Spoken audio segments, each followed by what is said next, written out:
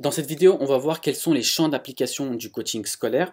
Alors je vous préviens tout de suite, il serait trop long de lister tous les champs d'action du coaching scolaire parce que ça dépend vraiment du problème rencontré par le coaché, mais on va quand même voir ceux qui reviennent le plus souvent.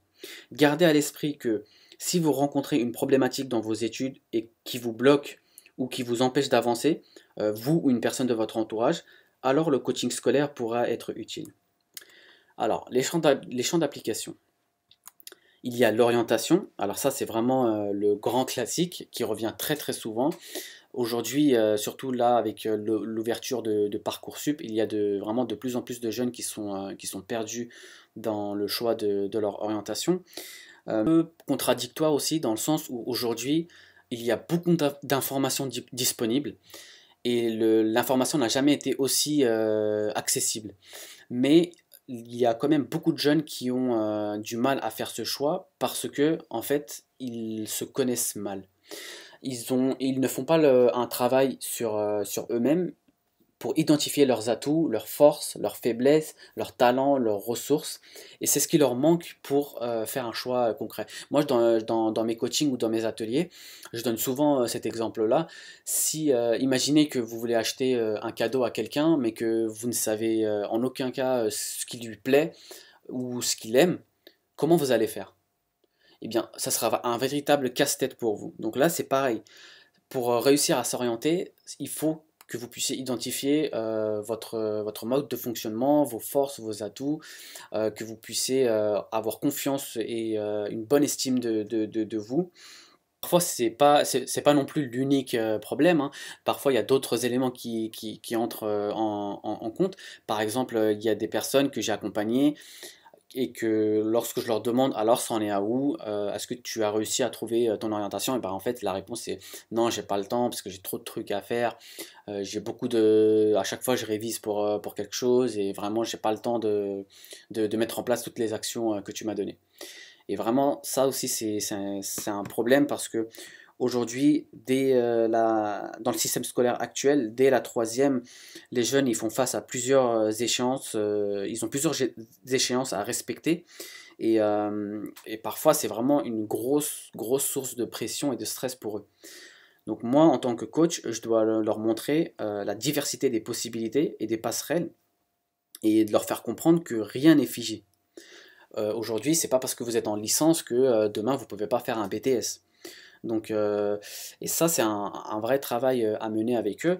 Après, je les accompagne aussi à identifier leurs talents, leurs ressources, à établir un GPS de vie. Alors, c'est quoi un GPS de vie?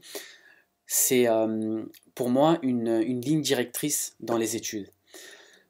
C'est quelque chose parfois qui peut faire peur aux jeunes parce qu'ils se disent, alors moi non, en fait, moi j'ai l'impression que ce que tu veux dire, c'est choisir dès maintenant mon métier et non, c'est pas ça. C'est pas ce que c'est un GPS de vie. Un GPS de vie, c'est plus, comme je vous le disais, comme un projet de vie en fait. Une ligne directrice qui pourrait, comme avec un vrai GPS en fait, qui vous donnerait le chemin pour aller vers votre destination. Le GPS des études, ce serait la même chose. Ce serait comment, par quels moyens, quelle filière dans quelle filière vous allez vous inscrire pour aller vers votre destination finale. Si par exemple on prend un groupe d'étudiants en médecine et on leur pose la question pourquoi vous voulez être médecin? Certains vont répondre eh bien moi c'est pour l'argent. D'autres vont vous répondre parce que moi je veux être au service des autres. D'autres vont répondre parce que c'est un métier prestigieux, etc., etc. Vous voyez que les études sont les mêmes, le métier visé est le même, mais la motivation derrière, elle est différente. Donc pour un même métier, certains vont avoir des chemins différents, mais vont aussi avoir des raisons, des motivations différentes. Et c'est toutes ces choses-là sur lesquelles le coach doit travailler avec le coaché pour voir quel est, lui, son GPS de vie. Qu'est-ce qui le motive à avancer dans ses études. Alors, ensuite, il y a la motivation. Parfois, il y a des jeunes qui sont complètement démotivés, qui veulent absolument, ils veulent plus rien avoir avec l'école, et c'est vraiment mission impossible pour eux d'aller à l'école. Donc là, le coach il va intervenir pour les aider à identifier leur profil d'apprentissage pour qu'ils puissent prendre connaissance de leur mode de fonctionnement, leur mode d'apprentissage, ce qui les motive et par quel sens ils enregistrent l'information. Le but, c'est vraiment de les aider à trouver des leviers de motivation pour voir, alors si je continue mes études, c'est pour telle et telle raison. Et si je dois apprendre quelque chose, c'est de telle et telle manière. Ensuite, bien sûr, l'organisation. Ici, le coach intervient pour accompagner les coachés à mieux gérer leur temps et arrêter de procrastiner. Moi, j'ai connu plein de gens comme ça qui ne changent pas leurs habitudes, qui ont toujours le même mode de fonctionnement, qui révisent toujours à la dernière minute, qui ne tiennent pas de planning, etc., etc. Et quand je leur demande, mais pourquoi est-ce que tu changes pas ta façon de faire, ils disent, bah, je sais pas comment, je sais pas quoi faire d'autre. Et en fait, je ne sais pas si vous avez vu, mais j'ai mis une publication sur Instagram, une citation de Anthony Robbins, un grand coach international, qui dit, si vous faites ce que vous avez toujours fait, vous obtiendrez ce que vous avez toujours obtenu. Donc, si vous révisez, si vous vous organisez tout le temps de la même manière, eh bien, vous aurez toujours le même résultat. Pour avoir quelque chose de différent, essayez quelque chose de différent. Et là, je sais que vous allez me dire, mais c'est facile, en fait, c'est logique ce que tu es en train de dire. Oui, mais le facile, c'est peut-être facile, mais ça a rarement été mis en pratique. Ensuite, on a la préparation des examens. Ici, je vais utiliser des techniques de visualisation pour rassurer le coaché et l'aider à avoir un mindset positif. Ensuite, bien sûr, il y a le stress. Aujourd'hui, il y a une obsession de l'excellence qui donne vraiment beaucoup de pression aux élèves. J'ai vu une étude récemment qui disait 60% des étudiants connaissent une période de stress dans leurs études, et c'est vraiment énorme.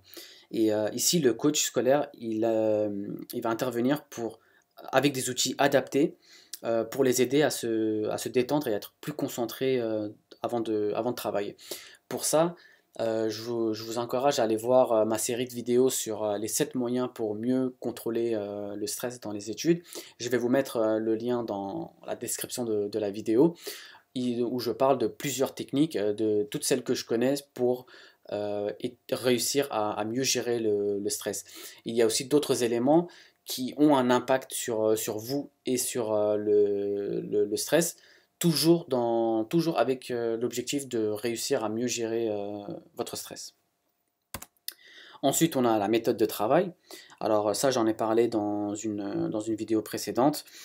Pour la méthode de travail, vous pouvez avoir le mind mapping. Ça, c'est quelque chose que je propose régulièrement comme méthode d'organisation des révisions.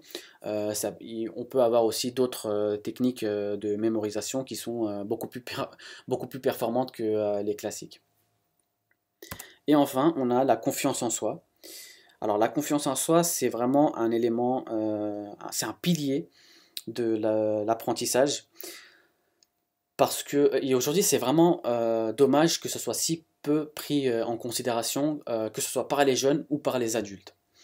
Pour restaurer la confiance et l'estime de soi, moi je travaille avec les coachés sur leur succès scolaire et aussi sur leur réussite extrascolaire. C'est vraiment dommage que ça soit pas assez mis en avant aujourd'hui parce que on va beaucoup plus loin avec une bonne estime de soi. Il y a une citation que j'aime beaucoup de Marcel Ruffo: on réussit mieux avec une estime de soi solide plutôt qu'avec un QI élevé. Elle est plutôt explicite et vraiment moi c'est quelque chose que j'aime beaucoup parce que aujourd'hui je le vois d'ailleurs moi-même dans mes coachings quand je vois la personne que je coach qui a un manque de confiance en elle et qui petit à petit reprend confiance en elle, je le vois le résultat au début du coaching et à la fin du coaching et c'est juste énorme. Alors voilà pour les champs d'application. Encore une fois, il n'y a pas que ça. Et aussi, l'ordre n'a aucune importance. C'est juste une liste que j'ai faite. Bien sûr, il y a d'autres éléments. Si jamais vous avez un problème et que vous vous dites ah bah non, ça rentre pas dans cette liste-là, ne vous dites surtout pas bah c'est bon, je n'ai pas besoin d'un coaching. Prenez toujours contact avec un coach pour voir si jamais il peut vous être d'une quelconque utilité.